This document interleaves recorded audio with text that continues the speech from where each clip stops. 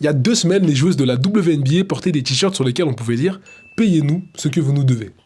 Ok, on va faire le calcul. Déjà, ça part très mal, puisque cette année, la WNBA perd 40 millions de dollars. Le salaire moyen d'une joueuse, c'est 120 000 dollars. Si on multiplie ça par le nombre de joueuses, eh bien on est toujours à moins 22 millions. Ça veut dire que même si toutes les joueuses jouaient gratuitement, la ligue continuera à perdre énormément d'argent chaque année. Mais c'est pas le pire. Chaque année, la NBA aide la WNBA à rembourser sa dette. Et même malgré ça, si c'était aux joueuses de payer ce qu'il reste, il faudrait qu'elles sortent toutes 46 000 dollars de leur poche pour qu'enfin la WNBA soit à zéro. Mais ce que personne ne dit, c'est que l'année prochaine, ça c'est du passé, c'est fini. Parce que la WNBA vient de signer un énorme contrat. Un contrat qui va lui rapporter 140 millions de dollars de plus par an. Donc du jour au lendemain, on passe d'une ligue qui perd beaucoup d'argent à une ligue qui gagne beaucoup d'argent. Mais le problème, c'est que les propriétaires, donc ceux qui payent directement les joueuses, ne veulent pas trop partager cette somme avec elles. Parce qu'il y a quelques années, elles ont signé un contrat qui dit qu'elles toucheront 9% de ce que la ligue génère. Le reste, c'est pour les propriétaires. C'était une époque où la WNBA perdait beaucoup d'argent. Donc en vrai, elles n'avaient pas trop d'arguments pour négocier en fait, c'est ça le problème. Mais maintenant que la WNBA a du succès et qu'elle génère de l'argent, c'est normal qu'elle demande leur part du gâteau. Mais de l'autre côté, je peux aussi comprendre pourquoi est-ce que les propriétaires n'ont pas envie de directement faire 50-50 avec les joueuses. En fait,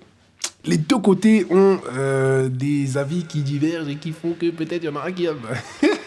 Pour que vous compreniez, on va prendre l'exemple de ce couple de propriétaires. En 2019, ils ont acheté une équipe pour 12 millions de dollars. Mais depuis 6 ans, l'équipe leur coûte plus que ce qu'elle ne leur rapporte. Résultat, ils perdent de l'argent. Mais en même temps, ils continuent d'investir parce que l'équipe, elle, prend de plus en plus de valeur chaque année. Sauf que l'année prochaine, avec l'argent du nouveau contrat qu'ils vont toucher, pour la première fois, ils vont être dans le positif. Et à mon avis, l'une des premières choses qu'ils vont faire avec cet argent, c'est d'abord de se rembourser une petite partie de ce qu'ils ont perdu. Et avec ce qu'il reste, ils vont continuer d'investir dans les infrastructures, le staff, le marketing, etc. Mais si en plus de tout ça, Joe et Clara doivent faire 50-50 avec les joueuses, c'est retour à la case départ. Faut qu'ils se préparent à nouveau à perdre des millions chaque année. Après, c'est les milliardaires. Ça veut dire que, en vrai, ça va pas heurter leur fin de mois, mais quand même, c'est embêtant. Et personnellement, j'espère vraiment que les négociations entre les joueuses et les propriétaires vont aboutir et qu'elles trouveront une répartition qui permettra aux joueuses de gagner plus d'argent que ce qu'elles ne gagnent déjà et aux propriétaires de continuer à investir dans tout ce qui entoure les joueuses. Parce que personnellement, je trouve que le basket féminin, c'est cool.